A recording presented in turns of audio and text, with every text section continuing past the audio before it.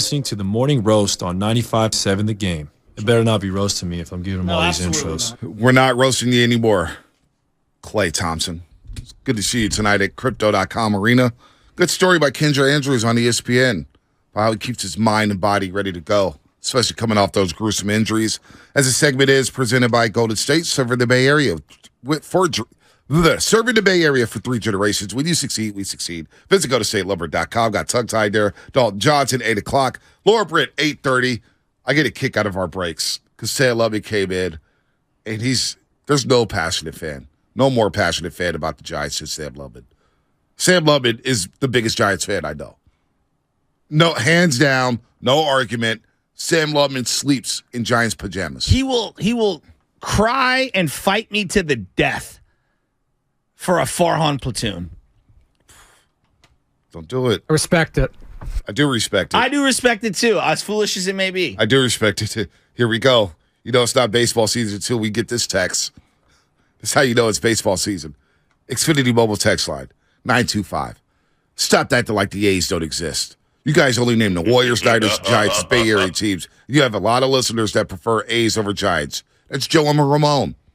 Joe and San Ramon. Let me tell you something, Joe. The A's act like they don't exist. It's not us. It's John Fisher and that organization. They act like you guys don't exist. Hell, they're still creeping for stadiums in Las Vegas. So don't. But that's how you know it's baseball season. When you get the one A's fan saying, "Hey, there's a lot of A's fans who listen." I'm sorry, Oakland A's. We tried to talk about you. Tried. The A's don't even give a damn though, and they left us. The Giants have $173 million payroll, okay? $173 million. Listen to the bottom teams in baseball, okay? God. The Brewers, half that, basically, $100 million. Tigers, $100 million. Diamondbacks, $100 million. Marlins, $80 million. This is their entire team payroll. Way less than half of what the Giants. $70 million for the Nationals. The Royals, $70 million. The Guardians, $75 million. Cincinnati, $70 million. Tampa, $60 million. Pirates, $60, $50 for the Orioles, million, and dead last in baseball, $40 million payroll, the Oakland A's. Are you kidding me? Do you know how many $40 million contracts are in the league? How much is Aaron Judge making this year? Is he making 40? I'll look that up for you. Their team payroll is $40 million. Oh, my God. Oh, my God. How? In this market? And they say they're a small market team. No, you're not. You're in the Bay Area. How? $40 million? I can't name you one Oakland A right now. Aaron Judge makes $40 million. Damn.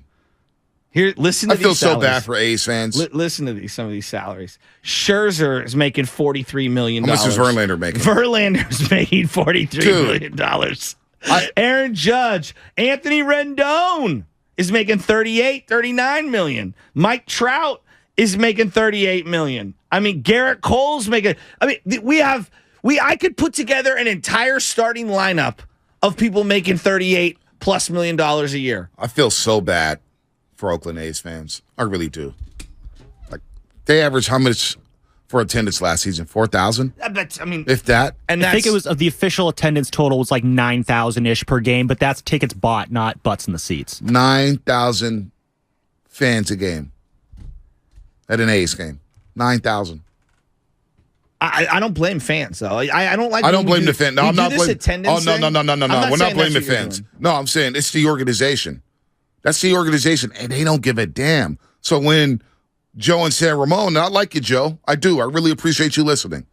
But when you say we act like the A's don't exist, they act like they don't exist. They don't give us anything to talk about. They traded a guy who every team in the league would line up to pay in Matt Olson. Like it was nothing, and we expected it to happen. I'm sorry. I feel really bad for A's fans, and I don't blame you for not going. No, they haven't given us anything to talk about in 3 years.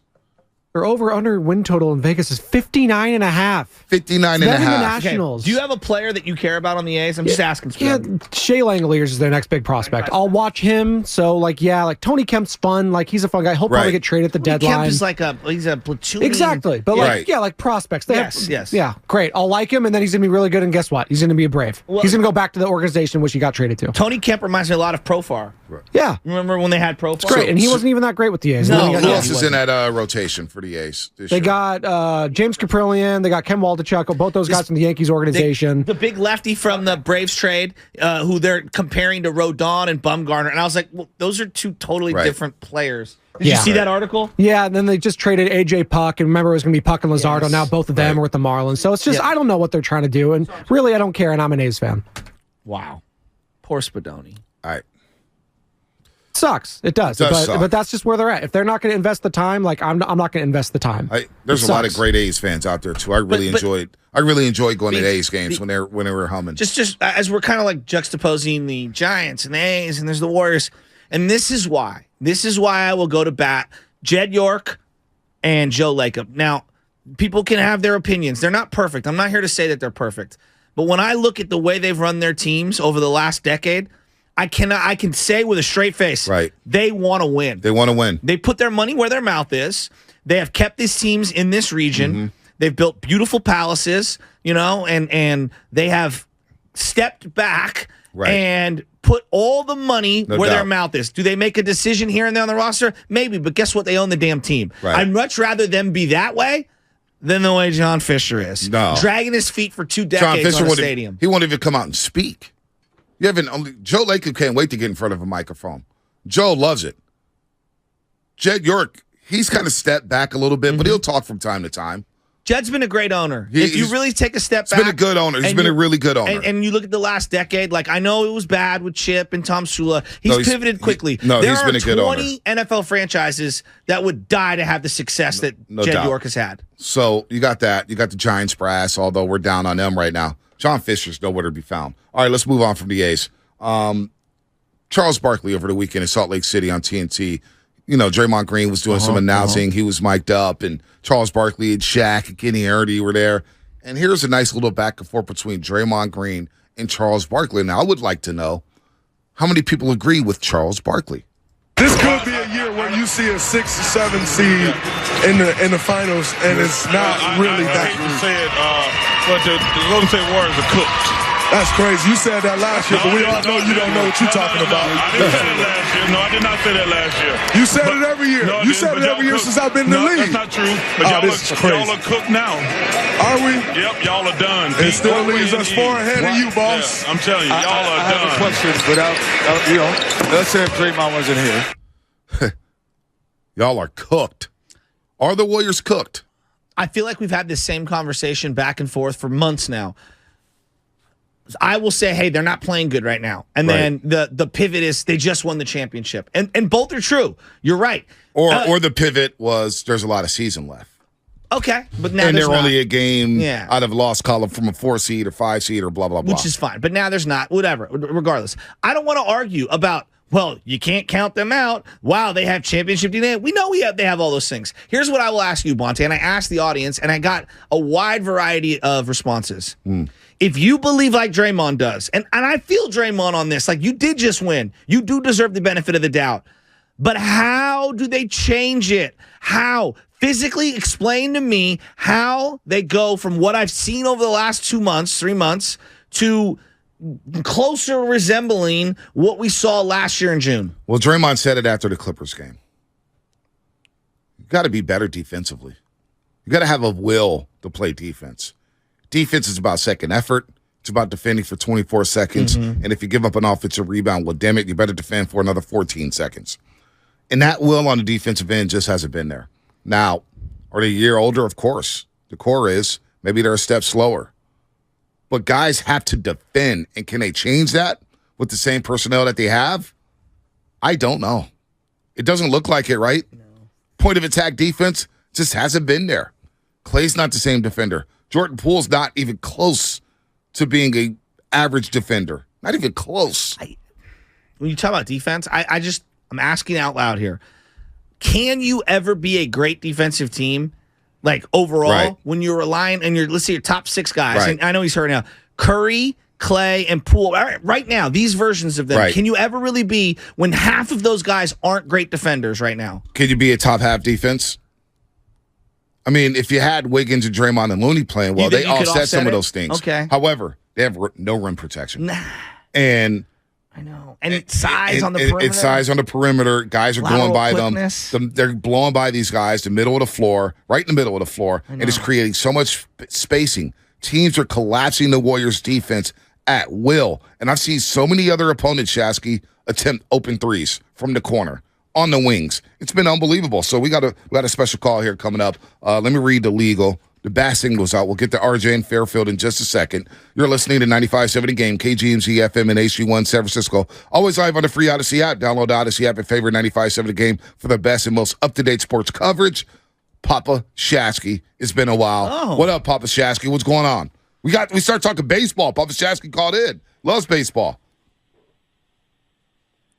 Pops, what's happening? No way. Not Papa Shasky. He pulled the Fisher. Oh, let's go to RJ Fairfield. RJ, what's happening? What's going on? You're on the roast. Morning, guys. Morning, RJ. I just want to talk about how what Charles Barkley said. I do agree with him. The Warriors are cooked this year, and that's because you guys are too Steph Curry reliant, and you guys are playing inconsistent. I think Jordan Poole is an up and down. You guys are a roller coaster. You guys should be beating teams that are the below 500. You guys should be beating those teams, but you're not. So you guys are cooked this year, man. I think my Sacramento Kings have a better chance at the chip than you guys. Why do you think? I'm gonna get hell for that, especially from Shasky. Go ahead, Shasky. Go ahead. Well, okay, take a deep breath. Why is it that you think the Warriors are cooked in the sense of, they're not going to win a championship right now? Like, what is it that you see in terms of their brand of basketball that you don't like? Well, I mean, like I said, I think Steph Curry is your star player, right? And if your star player is not on the floor, yeah, that's obvious. There's no offense, right? And your defense is suspect at most. You got the rotations that you guys are putting out there. You guys always question that. So I feel like there's no consistency in the rotation, and there's no consistency in the offense. So you can blame Steve Kerr for that. But I mean, Chelsea. Yeah, I don't know, man. You always give me crap for this, But it's all good. Vontae, I need a Vontae. Vontae, you too. What was that? You always give me a what? I don't know. I couldn't understand. A what? Rap for this? I don't know. It's okay. Oh, I don't rap. Well, he's a Kings fan. Oh. High water mark Kings life is right now. It's bad when King fans are calling the show. I mean, and they're talking about defense. Like, right. Sabonis hasn't played defense his entire life. Wow. But you know what? They have I'm not going to hate the Kings. Upper hand. Look, they got the upper hand. Mike Brown's doing a hell of a job. They had 2 All-Stars, De'Aaron Fox and Demotis Sabonis. The Warriors played the Kings right now in a series. Well, who do you think Vegas is favoring? Oh, the Warriors. And the Warriors will win in 6. So that's that. Not even close. So the Kings can talk all that crap they want. They do not want to see the Golden State Warriors to the best of 7 series. I guarantee Kenny Caraway and Damian Barling up there, KC and D'Lo 1320 ESPN. They don't want to see the Warriors in the 7-game series. Can you give me like this? This is the weirdest team of all time because we can go, they can beat anyone in a series. They can also completely miss out on the playoffs. They can miss the playoffs. Like I can't That's remember what's scary a team about in this. Sports. That's not scary. It's the weird. How can anyone have a conviction one way or the other? Like this is the weirdest thing I've ever seen. If you told me, Joe, they lose in a playing game, I'm like, I could see that. If you told me they don't even make the playoffs, I could see that. You could tell me, Joe, they ran the table. I could see that. Hey, they won a series and lost the second one. I could see that as well. Sign me up for anything. Right. Congrats to RJ. Your team's in the 3rd spot right now. You're 5-5 in your last 10. Oh, here we go. Red Velvet probably had the worst 3-point shooting participation I've ever seen in a 3-point shootout. He was awful. But go ahead, King fan. Stunt. Flex.